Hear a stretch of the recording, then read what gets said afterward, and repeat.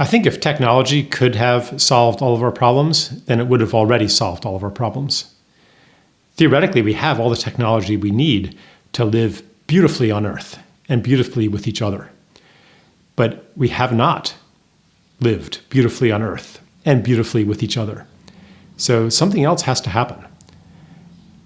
Technology's had its chance ever since the age of the steam engine. I mean, that was supposed to bring on utopia.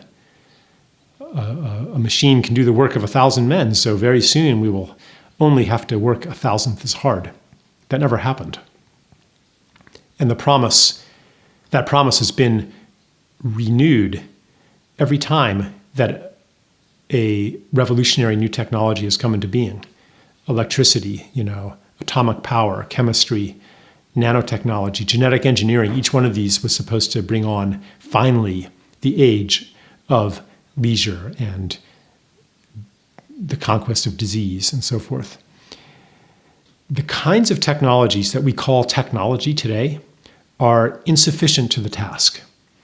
They're very good at certain things, and we've developed along that axis to a very high degree.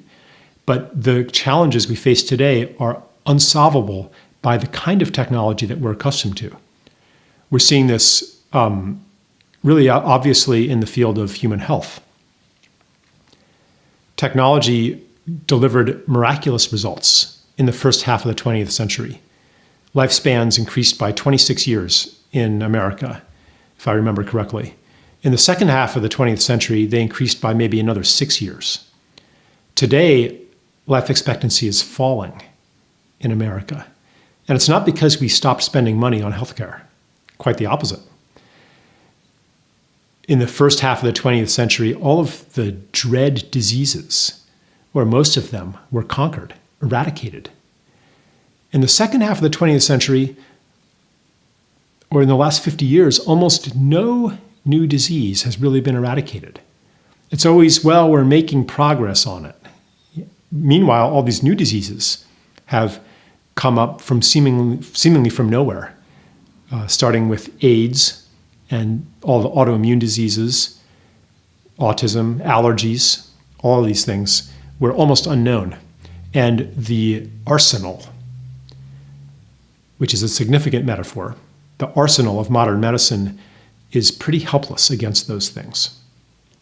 So that is just one example of a more general trend that you could translate it onto politics, onto the ecological crisis. We don't really know what to do. So I think if you expand technology to include a much more broad array of human interaction with matter, then yeah, technology will save us, but not the kind of technology that we're used to. The kind of technology that we're used to is infused with an industrial mindset that depends on standardization of processes applied to kind of generic media. So you take, an agricultural technology, say monocropping with pesticides and herbicides and fertilizers, and you can apply that pretty much anywhere. There's a formula for it. Regenerative agriculture or permaculture doesn't work like that. It depends on an intimate relationship with that piece of land to know its unique characteristics, the microclimate. It requires getting to know it over time.